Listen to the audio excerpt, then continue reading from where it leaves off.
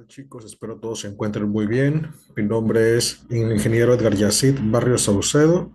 Soy ingeniero en química de procesos industriales. El día de hoy los voy a estar acompañando a todos ustedes en esta cápsula, que es la cápsula número 4. Antes de comenzar, voy a compartirles pantalla para así dar inicio con este tema. Permítanme un segundo. Ahora sí, vamos a dar inicio con este tema de química general.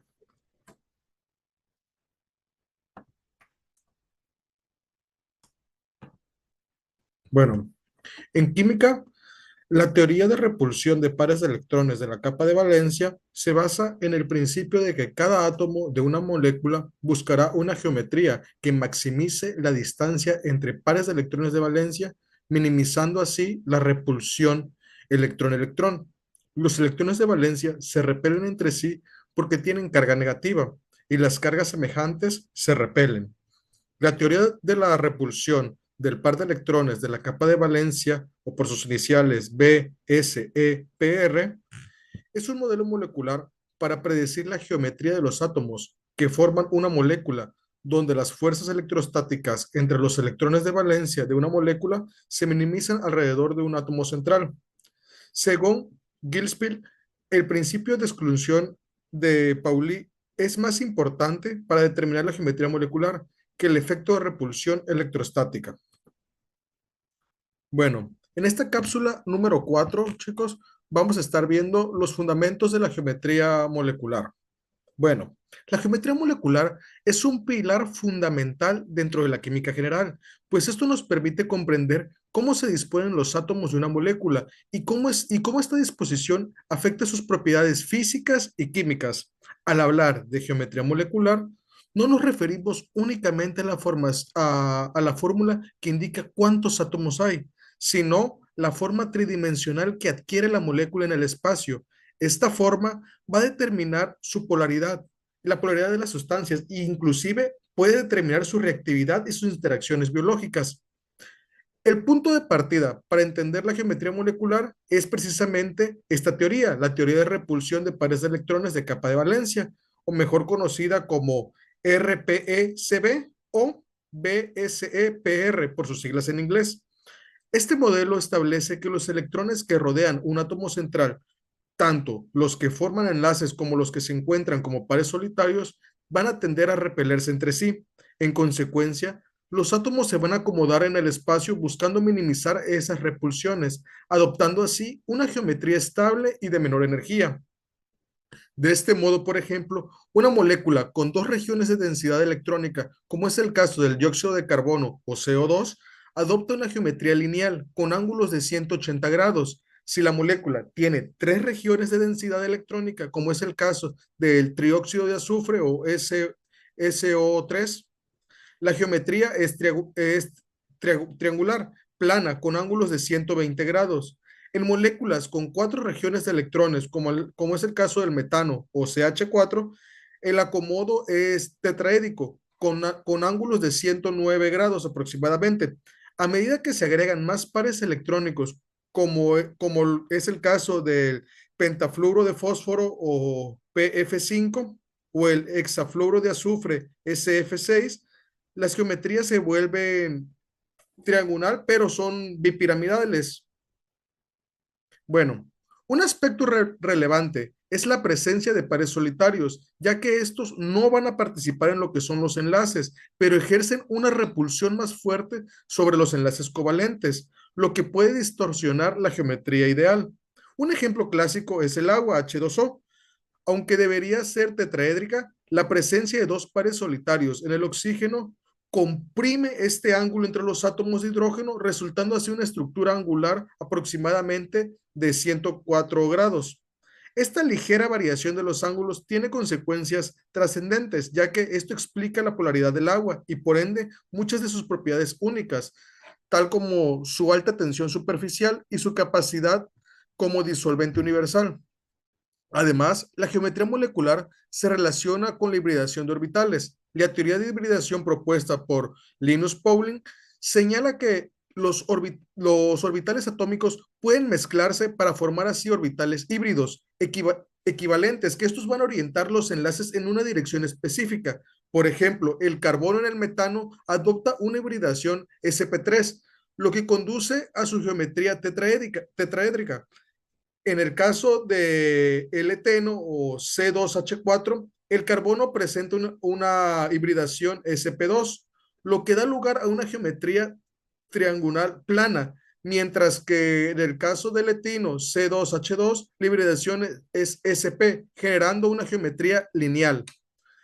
Así, tanto el modelo de repulsión de pares electrónicos como la teoría de hibridación permiten entender no solo la forma de las moléculas, sino también, gracias a ello, podemos entender lo que es su polaridad, su momento dipolar y, en última instancia, su comportamiento químico y biológico.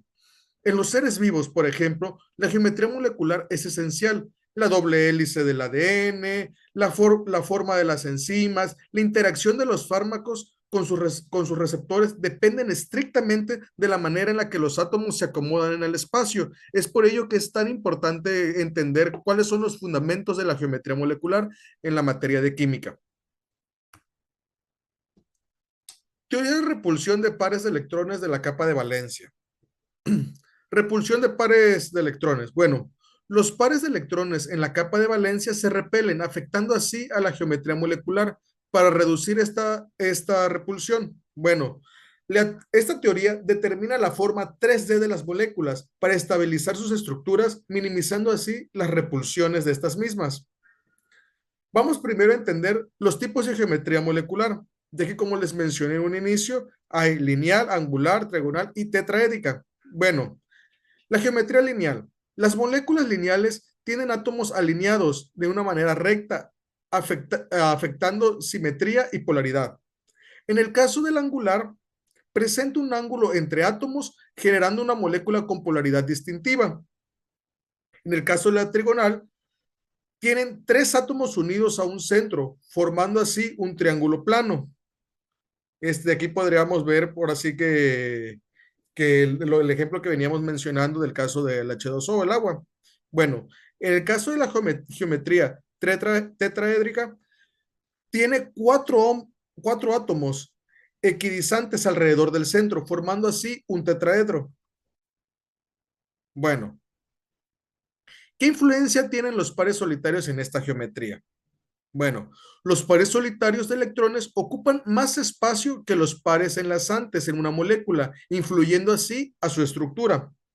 La presencia de pares solitarios modifica la geometría ideal de la fórmula, alterando así su forma tridimensional. ¿Cómo afectan los ángulos? Bueno, los pares solitarios afectan los ángulos de enlace, causando así a desviarse de los valores ideales previstos. En el siguiente tema vamos a ver la polaridad en moléculas y su importancia. Bueno, definición de polaridad y momento dipolar. La polaridad describe la distribución desigual de cargas electrónicas en una molécula, creando regiones con carga positiva y negativa. ¿Qué es el momento dipolar? El momento dipolar es una medida de la separación de cargas de una molécula y afecta sus interacciones intermoleculares. La polaridad influye en propiedades físicas como lo es el punto de ebullición, la solubilidad y las fuerzas intermoleculares. Es por eso que es muy importante entender este tipo de definiciones y, como podemos ver, tienen aplicaciones distintas en lo que son las propiedades físicas de la materia. Bueno, criterios para determinar la polaridad molecular. Uno de los criterios más importantes para nosotros determinar la polaridad molecular es la diferencia de electronegatividad, ya que la polaridad depende de la diferencia de electronegatividad entre átomos de una molécula que generan cargas parciales. Por otro punto importante también es la geometría molecular, ya que la disposición asimétrica de los átomos en una molécula crea una distribución desigual de cargas, favoreciendo así a la polaridad. Las fuerzas dipolo-dipolo ocurren entre moléculas polares que tienen cargas parciales opuestas, afectando así su comportamiento físico. Puentes de hidrógeno. Bueno, los puentes de hidrógeno son enlaces fuertes entre moléculas donde el hidrógeno está unido a átomos muy electronegativos. Aquí vamos igual a ver otro tema que es muy importante en lo que es la química, que eso es la fuerza de Van der Waals. Bueno, la fuerza de Van der Waals son las interacciones débiles presentes incluso en moléculas no polares, influenciando así estas propiedades físicas. ¿Qué propiedades son afectadas? Bueno, la polaridad y sus interacciones influyen en la solubilidad y el punto de ebullición y también en la conductividad de estas sustancias. Como siguiente punto, vamos a entrar a ver cuáles son las propiedades generales de los compuestos inorgánicos. Bueno, propiedades físicas, punto de fusión, solubilidad y conductividad. Vamos a ver cómo se comporta el punto de fusión en los compuestos inorgánicos. Bueno, los compuestos inorgánicos tienen puntos de fusión variados debido a la diferencia en sus estructuras moleculares y sobre todo en sus tipos de enlaces. La capacidad de disolución depende de la interacción molecular y al tipo de enlaces en el compuesto inorgánico. La conductividad varía según su estructura y enlaces, afectando la transmisión de electricidad en los compuestos inorgánicos. Propiedades químicas, reactividad y tipos de enlaces. Bueno, la reactividad química. La reactividad química determina cómo una sustancia va a interactuar con las otras durante las reacciones químicas. ¿Qué quiere decir? Es cómo reacciona esta sustancia con las otras sustancias a la hora de hacer una reacción o una mezcla química. En el caso de los enlaces iónicos, se forman por la transferencia de electrones entre los átomos con carga opuesta. En el caso de los enlaces covalentes, implica el comportamiento de electrones entre átomos para formar unas moléculas más estables, muy diferente a los enlaces metálicos, ya que los enlaces metálicos caracterizan a los metales con electrones deslocalizados, que estos permiten la conductividad y también le da una de las propiedades físicas más importantes de estos metales, que es la maleabilidad. Aquí vamos a clasificar los compuestos por los compuestos inorgánicos, ya sean óxidos, ácidos, bases y sales. Bueno, los óxidos, ¿qué son? Son compuestos formados por oxígeno y por otro elemento, con importancia en procesos industriales y biológicos. Los ácidos liberan iones de hidrógeno y tienen aplicaciones en la limpieza, en la industria química y en los procesos biológicos. Las bases, por otro lado, son compuestos que aceptan protones y son esenciales en las neutralizaciones de los procesos químicos. Y bueno, las sales, mantienen su forma, su misma geometría y por lo regular se da al combinar dos compuestos. Bueno, ¿qué relación tiene la estructura molecular y las propiedades de los compuestos inorgánicos? Impacto de la geometría y polaridad en las propiedades físicas. Influencia de la forma molecular. La geometría molecular afecta cómo interactúan las moléculas, impactando así las propiedades físicas como el punto de fusión. La polaridad influye en la solubilidad y la conductividad, siendo esencial para el diseño de nuevos materiales. La estructura molecular determina cómo interactúan las moléculas, influyendo con su estabilidad y su reactividad química. La estabilidad química es esencial para entender la durabilidad y la resistencia de las sustancias en diferentes condiciones, mientras que la reactividad química es clave para predecir cómo las sustancias reaccionan en síntesis y en procesos industriales.